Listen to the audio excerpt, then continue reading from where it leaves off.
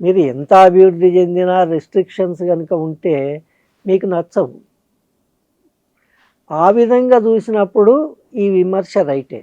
ఏది మీరు ప్రపంచం ఆత్మ అమెరికా లేదా ఫ్రీ వరల్డ్ అనేది, అమెరికా ప్లస్ యూరోప్తో కూడిన ఫ్రీ వరల్డ్ అనేది అవుతుంది తప్ప చైనా లాంటి రెస్ట్రిక్టెడ్ సొసైటీ అది ఎంత అభివృద్ధి చెందినప్పటికీ కాలేదు అన్నంత వరకు ఇన్ ప్రిన్సిపల్ అది రైట్, అందులో అనుమానం లేదు.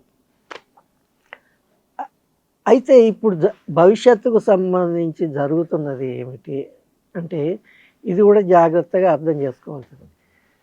ఒకటేంది, ఇప్పుడు చైనా చెప్తున్నది కానీ ఎందరో ఎక్స్పర్ట్స్ హిస్టోరియన్స్ అమెరికన్స్తో సహా యూరోపియన్స్తో సహా చెప్తున్నది ఏంటంటే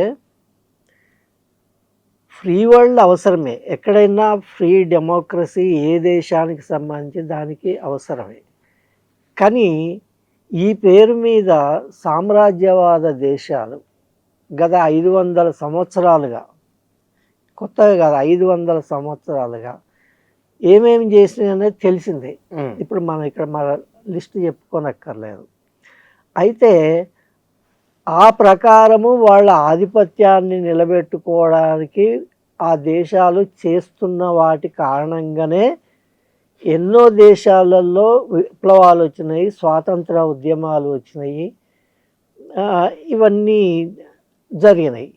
ఇప్పుడు మనకి ఎదురుగా ఉన్న నిన్న వెనుజులా కానీ ఇప్పుడు ఇరాన్ కానీ కళ్ళెదురుగా కనిపిస్తున్నాయి.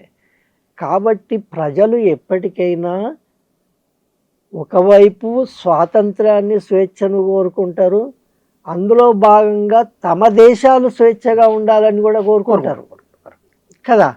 అయితే ఆ విధంగా అంటే ఇందులో ఒక ఇంపార్టెంట్ పాయింట్ ఏంటంటే చైనా స్ట్రాటజీకి సంబంధించి, చైనా స్ట్రాటజీ ఏమిటంటే వాళ్ళు ప్రతి దాంట్లో నెంబర్ 1 కావాలనుకున్నారు, నిర్ణయం తీసుకున్నారు అని అన్నాం కదా.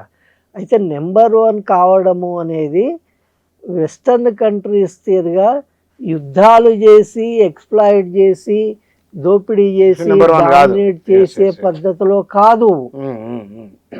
వాళ్ళ పాలసీ ఏంటంటే విన్ విన్ పాలసీ అంటారు దాన్ని.